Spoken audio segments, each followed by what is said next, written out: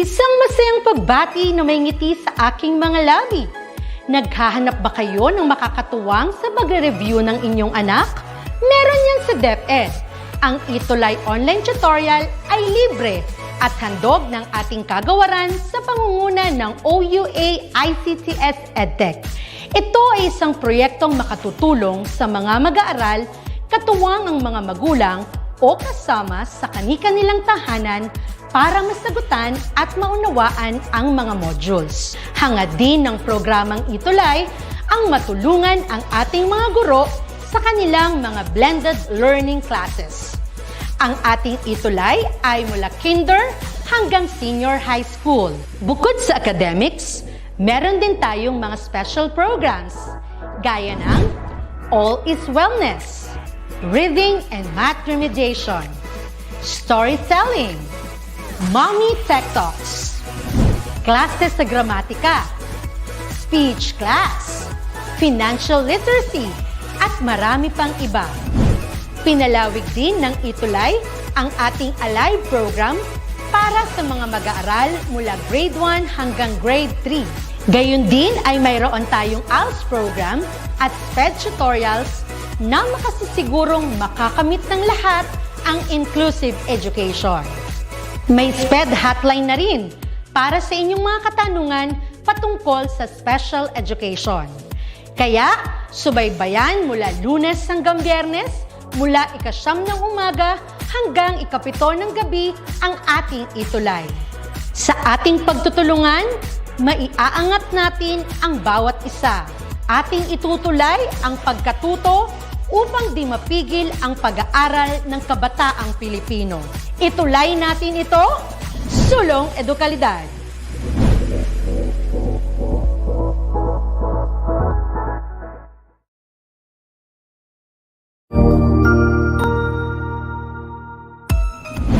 Mabuhay! Good day to all! I am your tutor Madge. Welcome to ETUlay, a free online tutorial, an initiative of the Department of Education, Information and Communications Technology Service, Educational Technology Unit, ICTS EdTech. This program is aimed at helping and assisting learners from kindergarten, senior high school, ALS, Alive, and SPED learners. Aside from answering the modules, the ETUlay is offering programs which you will surely look forward to. Together with our parents and teachers, the ETUlay will bridge the gaps where difficulty and ease meet in learning new knowledge and skills. So, let us prepare our module, pen and paper. Ready your mind to see and hear worthwhile and interesting lessons. Let us now study and learn, together with our volunteer online tutors. Tara na!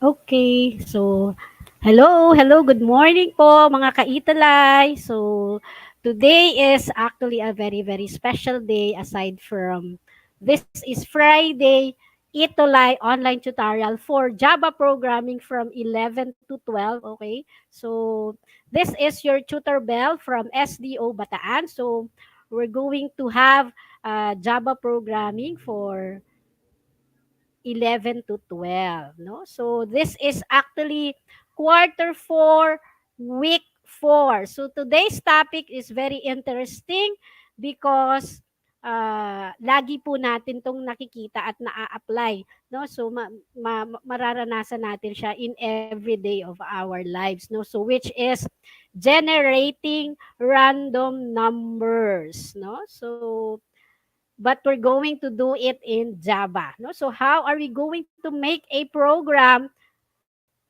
generating a random numbers? No? So using Java programming. So this is quarter 4, week 4 na po tayo. So at the end of this tutorial, hopefully po, so you're going to understand random numbers generated by computers and use these two ways to make a random generated numbers in Java. This is to use the math.random method and to use the random class. No? So, are you familiar with this po? No? So, if you are familiar with this, nakikita po natin siya, no? Nilalaro po natin yan. Spin a wheel, no? So, yung spin a wheel po na yan is actually randomized, no? By chance, we don't know kung saan tatapat, no? So, kung saan tatapat yung spin. So, like for example, in this picture I have shown you, so we have barbecue, pasta, hotdog, salad, bacon, sushi, burrito, no? So, pag inikot si Roleta, no, we don't know kung saan tatapat yan. It could be, there are chances na ang matapat sa spin is the sandwich. Pwede rin namang steak, no? So, but uh, sa mga ganitong random numbers, lagi ang iniisip natin, sana I am the lucky one, no? So, are you the lucky one today? No? So, yung sa mga spin a wheel, no? So, marami po niyan. Even our lotto, no, is actually randomized po iyan, no? So, yung ating mga winning lotto numbers is actually randomized po iyan, no? So, we don't know exactly which number or what numbers ang lalabas, no? So kaya meron talagang mga lucky millionaire na tinatawag, no? So because of this generated randomized numbers, no? So pag din pumunta tayo sa mga ang tawag doon, actually hindi kasi ako nagpupunta, but one time napunta ako dito, no, yung mga tinatawag nating mga play video games, no? So this is actually yung mga royal poker na tinatawag, no? So yung mga poker, so this is actually also generated, no? We don't know exactly kung saan tatapat, ano yung lalabas, no? So kung alin yung magfo-flash, no? So because these are all randomized. So yung mga application out of this is actually using the so-called random numbers, no? So paano po ba gawin 'yan, no? So like for example, yung favorite nating laruan na Zynga poker, it's actually random, no? So gumagamit po 'yan ng random, no? Okay, so today we are so lucky, no? We are so lucky to have a topic generating random numbers in Java. So paano ba mag-generate ng numbers in Java? Okay, so how are we going to make a program para makapag-generate ng random number? So ano nga ba? So let us first discuss ano ba yung random number. So a random number is actually a number generated, no? So using a large set of numbers. So for example, we have 1 to 10, 1 to 100, so that's large set. So 1 to 1,000, 0 to 1 million, so that is large set of numbers. And a mathematical algorithm which gives equal probability to all numbers occurring in the specified distribution. So for example, I have numbers 0 to 10, okay? Lahat tayo from 0, yung numbers from 0 hanggang 10 have actually an equal probability that pwede siyang mapili, no? So, hindi lang natin alam because it's randomized, hindi lang natin alam if it is 0, if it is 1, if it is 2, if it is 3, if it is 4, or so on and so forth until doon sa limit natin na 10, no? So, depende. So, when you say random number, pwede natin pong iset hanggang saan ba yung pwede mong iset, i-generate na random number, no? So usually these are actually commonly produced with the help of a random number generator. In this case today, the Java program will help us to generate this random number, these random numbers. No, so sabi ko nga kanina, no, so random numbers have equal important application. So ginagamit din po siya sa mga tinatawag nating cryptography, no? So yung mga hidden keys, mga encryption keys, no? So sa bangko gamit na gamit po ito, no? Because we want to secure, no? So yung ating mga password, yung ating mga for security reason, no? So sa mga encryption, ginagamit po iyan. Okay? So yung mga random numbers na yan. Okay, another application po of random numbers is sa cryptography. Aside from cryptography, meron po other purpose of this is yung mga stimulating and modeling complex phenomena, for selecting random sample for larger data sets, like sa statistics, no? Pagka nagsa-survey tayo, no? So we select randomly. For example, sa kaya merong tinatawag na random sampling, no? So ginagamit po din diyan is random, okay? So randomness has many uses, hindi lang po diyan sa programming, no? So pwede rin po yan gamitin sa science, sa arts, sa statistics, cryptography, and then yung gaming, and even so, kanina sinabi natin, sa gambling and other fields, no? So pag sinabi kasing random assignment in randomized controlled trials, it helps sa mga scientists. They actually, uh, their scientists are being helped, no, to test hypotheses and random numbers, or yung tinatawag nga nating pseudo random numbers. Ginagamit po yan sa mga video games, like yung kanina, yung video poker nga po, no? So these are the major application of random numbers. So naparami rin naman po palang gamit, no? So that is why sa programming, hindi po nawawala po ito na topic. How are you going to generate a random number? Okay, so for today po, we're going to have two ways to generate a random numbers in Java. Okay, so the first way is using the random Java class in package Java util. Okay, the second one is using the math random Java class, no? Ayan. So, good morning po, no? Good morning kay Tutor Aldrin at nandiyan po siya. Ayan. Okay, ayan.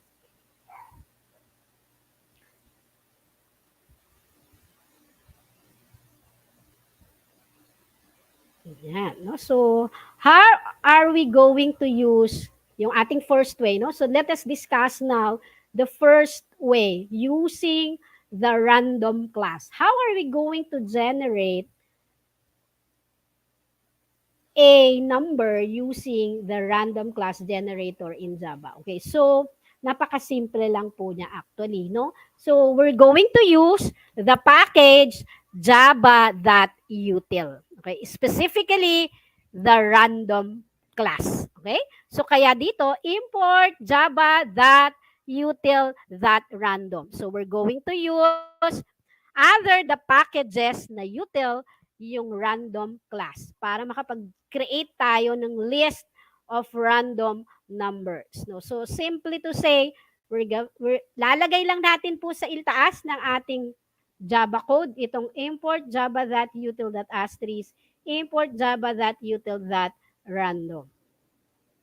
Okay, so ang Java random class, no? So meron po siyang different methods, no? So these are the different methods of the random class in java.util. Okay, so yung first po dyan is the method nextInt integer n.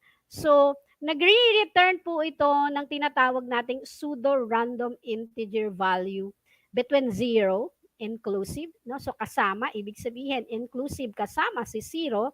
Okay? Kapag naman po ang ginamit nating method is nextInt under that random class method ng java.util, it will actually return a pseudo random integer value between 0 and inclusive and 1.0 inclusive drawn from the random generators sequence. Okay, so pag ginamit naman po natin yung method ng random class na next long, it will just return the next pseudo random long value from the generator sequence. So ito yung mas malalaking number.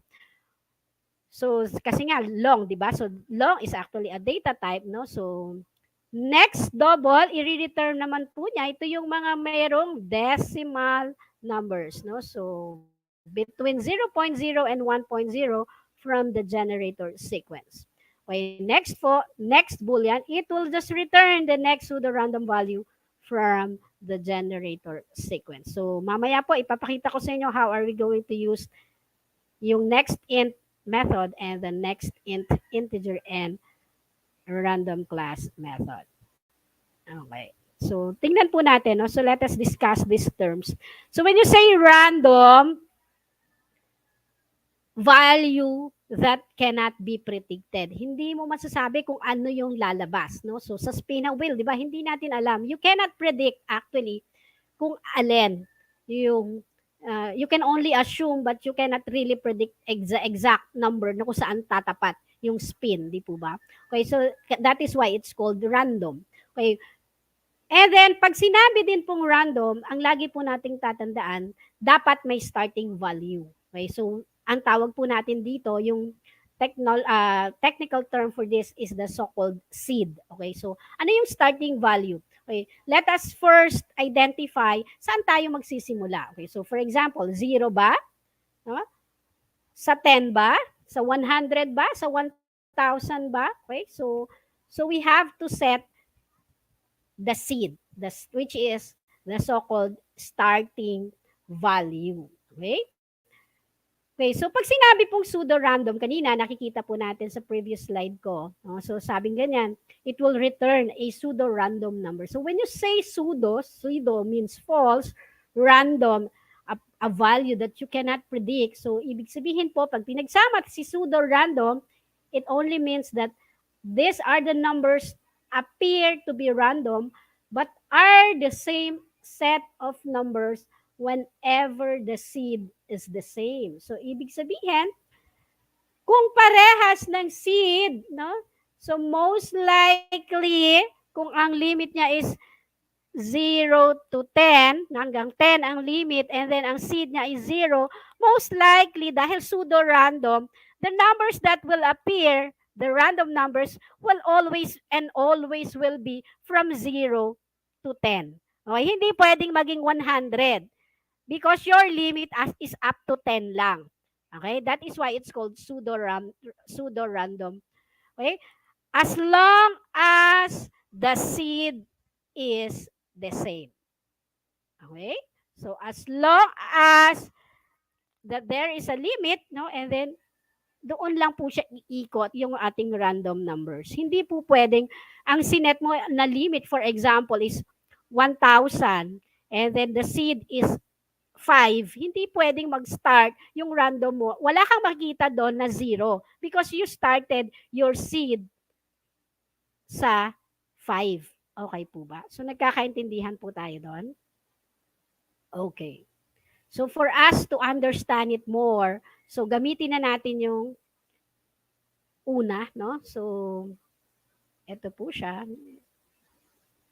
Okay, so this is the sample code in Java. Okay, so if you take a look, so I just import java.util, that asterisk. So, dahil nilagay ko na nga yung asterisk, I don't have to actually specify java.util.random, no? Okay, so I have my class. The name of my class is random numbers. I have my main method. Okay, so ginamit ko kasi, so in-instantiate ko yung random na class. So that is why ang variable ko doon is run. Okay? And then, nagkaroon ako ng variable na final, ay na max limit, no? So final, ibig sabihin fixed, no? Hindi pwedeng mabago. Pag sinabi mong final, you cannot change the value of max limit variable, which is 10. Okay? So, it's integer. So, ibig sabihin, kung ang max limit ko is 10, no, dahil next int, no, so that is from 0 to 10. Okay? So, dahil ang ginamit ko ay next int na method. Okay? And then, nilagyan ko nga ng max limit, which is 10. So, ibig sabihin, all of my numbers will start from 0 to 10. So, dahil pseudo-random numbers, no, hindi ako pwedeng makapag-produce dyan ng 20, 30, 50 because up to ang maximum limit lang is 10. Okay, so let us go now to my IntelliJ. Okay, so here is my IntelliJ. So for UTC, okay, so this is my random numbers. So close muna natin itong isa. Okay, so this is the code, no? So nilagay ko na po siya. So I have my package, java.util, and then I have my class random numbers. Okay, so nag-instantiate ako. That is why meron ditong new random. So the name of the variable of the new class na na-instantiate is run. So that I could use the method of the random class. So dahil na-instantiate ko siya, run, gagamitin ko yung method na next int, which will produce already the pseudo random number. Okay? So, naglagay ako ng variable na up to limit is 100. So, in this case, so palitan muna natin ng 10. Okay? So, the output of this is, so let us run this one and compile, let us compile and run. Okay, so it will display 3, no? So, dahil meron po tayong tatlong system.out.print. So, it will print a string, no? So, the string is just, so naglagay ako dito ng space, no? So, meron akong double quotes for this, and then I have my space. So, every printed number is, dahil tatlo to, so first number, first random number, second random, and then space, the second random number, and then the third random number. So, I should have 3 numbers. One-liner lang, no? So, dahil wala naman po akong ln dito sa aking print. Okay, so print lang and then space. So, one-liner lang po yan, 3 numbers, 3 random numbers, which ang limit is 10. Okay, so, nagko-compile pa po siya. Okay, so habang hinihintay natin, punta po tayo sa ating, ayun. Okay, so ayan po, no? Nagbi-build pa siya. So ito po, no? So remember, there is always and always have a semicolon, no? Ayan.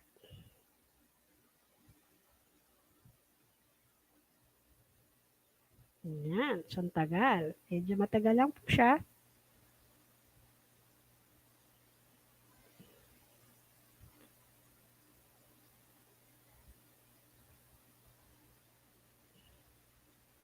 Ayan na po, nagpo-parsing na siya. So, makikita na po natin in a while yung ating output. Ayan, nagpo-parsing na siya. So, let's just wait for a while.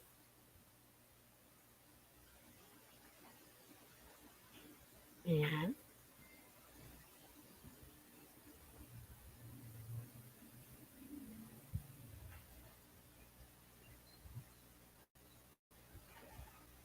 Ayan. So, ito na po, no? So, we have 4, 4, 3. Okay, bakit po naulit yung 4? Because it's randomized, no? Dito na po tayo kasi sa pangalawa. So, nagkataon lang po siguro na 4 ulit yung na-random, na run niya. Okay, so, but if we run this, so, dito sa first natin, na system that out, that print, that run, okay, so, ang na-generate niya na random number is 4.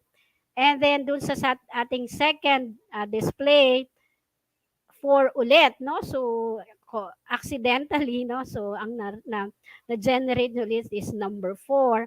Okay, and then, yung sa pangatlo po, na pag-generate natin is 3. Okay, so but if we run it again, okay, what if I change this one? Okay, try muna natin ulit po, no? So, because we want to check kung yung second natin dito would still generate number 4.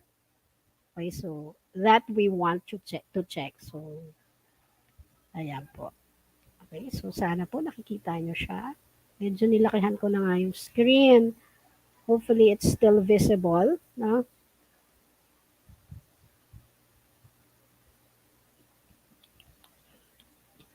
Ayan. So, ayan. Tingnan natin.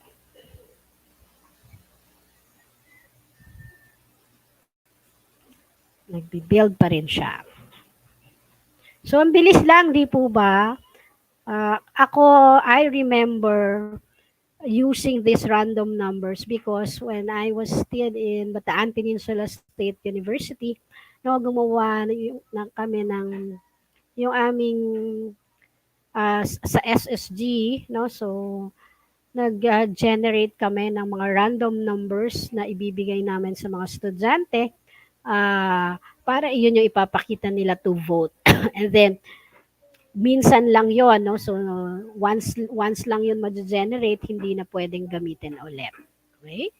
So, every student has a random number for them to vote. Ayan po. Okay na. Ito na po. Ayan, no? 6, 5, 0. So, kung kanina, 4, 4, 6, no? So, this time around, ang na-generate ng random numbers is 6, 5, and 0. Why is it 6, 5, 0? So, dito sa ating system that out, ang una niyang na-generate na random number is 6. And then dito sa pangalawa natin system that out, that print, ang na-generate niya is 5. So, kasama talaga po si 0. No? So, dahil ang ginamit nating method is next int, inclusive of 0. Okay po? So, next po tayo, balik po tayo. Okay, diretso na po tayo. So, this is my second program. Okay, so ito po yung kanina. So, the output dito is 0, 9, and 4. So, every time you run this program, dahil randomized na siya, change at change po siya. Okay. So, next po. Okay, so I have here the method. So, using naman po yung ating method, no? So, ito po yung isa. Okay, so, using the math random method. Okay, so this math random method, you don't have to call any packages, no? So, all you have to do is to call the math random method. Okay, so in here, I have my class. No, the name of my class is random method 1. Okay, so this one, the math that random will already generate a random number. Okay, so in this case, I have double. Okay, so ibig sabihin, there is a decimal. Okay, so 0 point something something po ang lalabas po dito. Okay, so dalawa po yan, no? So, kaya po dito sa aking display, so dahil nagkaroon ako dito ng ln, so print line, so ibig sabihin, there would be an enter, so there would be a next line, no? So after the x value, which is to generate a random number, no? So double x, no? So and then yung aking y, which is another random number, no? So you just call the math that random, and it ganun lang po kasimple, no? You just call the math that random, it will display already a randomized number. Okay, so punta po tayo sa ating IntelliJ. Okay, so I have here my random method. Okay, so if I run this one,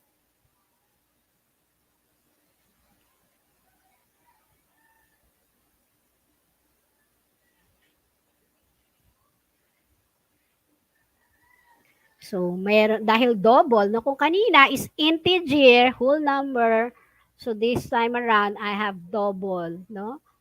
So yung aking data type is double, that is why meron po itong decimal places. Okay, it's building now. So,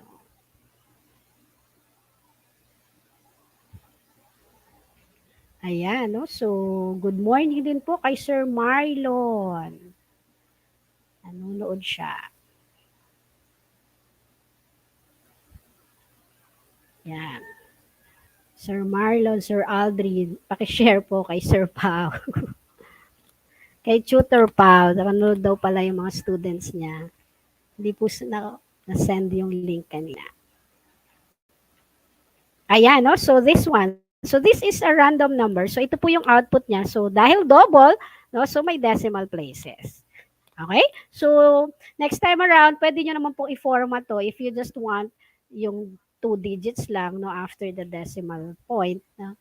So yan po yung randomize po niya. Okay? So iba po yun sa X natin, iba yung Y. No? So will there be an instance na magkakapareho po yung ating randomized number sa X and Y? I don't think so po, no, na magkakapareha siya, no? So, kanina, nagkaroon lang ng, yung isa kanina na parehas sila pero nagkataon lang na parehas, no? So, pero dito dahil decimal places, parang hindi po possible na maging parehas at the same time. Siguro kung whole numbers tulad ng kanina, pwede po siyang magparehas, no? So pero in this case dahil madami siya, no? I don't think it would pwedeng magkapareho na i-generate yung X and Y, no? Ayan po siya. So if I run it again, so magkakaiba na po yan. So tandaan po natin yung first is 0.70, 0.7 and 0.8. No? So this time around, pag niran natin po ulit ito, so iba na po yan. So this is using the math random method. So take a look, no? So 0.27 na siya kanina, 0.72. So kanina kung ito 0.8 something, pero yung mga sumunod naman na digits is na iba na po, no? So randomized talaga siya. So simply as this one po to generate a random number using Java. Ayan. So, okay. So, hopefully po naiintindihan niyo po siya. So, ganun lang po kasimple. Okay. So, ito po yun, no? So, screenshot po yan. So, using the math random.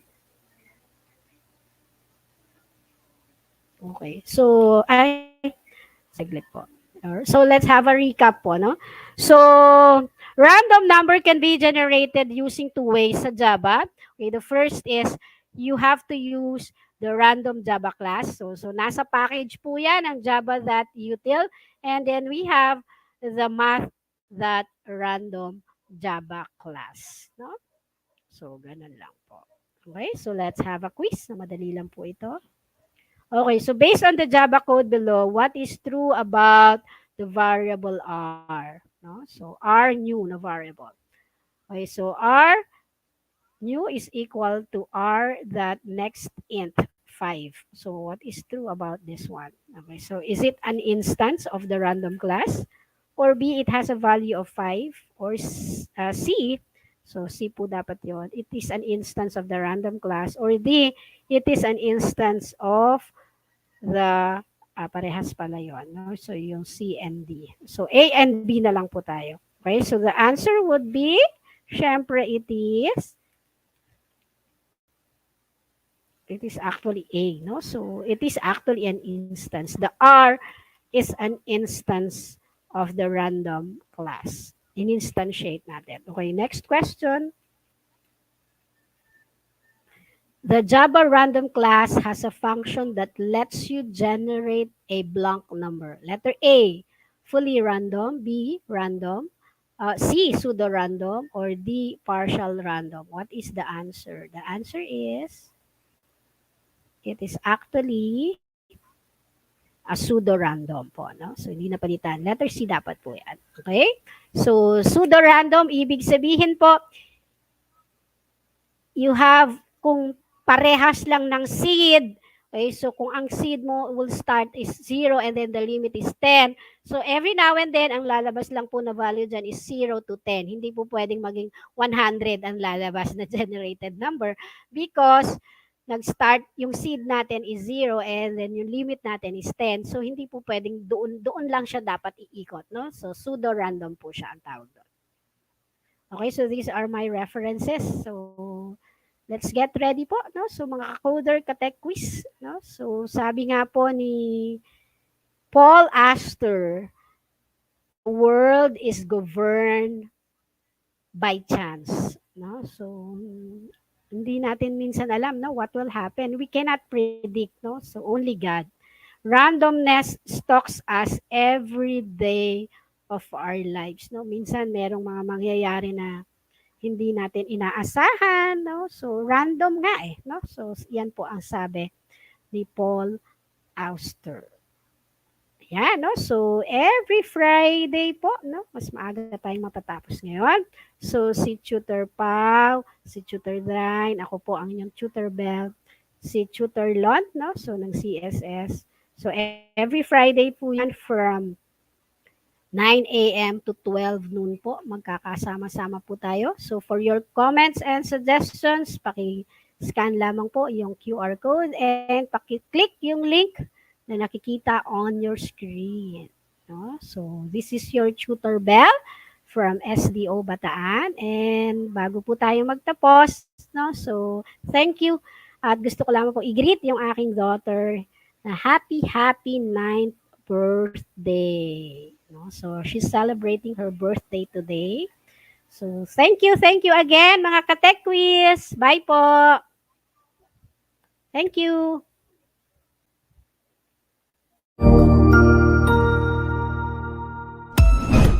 Ang husay naman!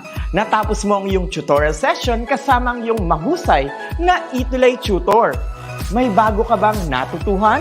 I-share na yan gamit ang hashtag #ETUlayLevelUp. Huwag aalis ha, dahil may susunod pang programa na pwede mo ring panoorin at salihan. Dahil naghihintay na ang iyong mga tutors. Happy learning dito sa ETUlay!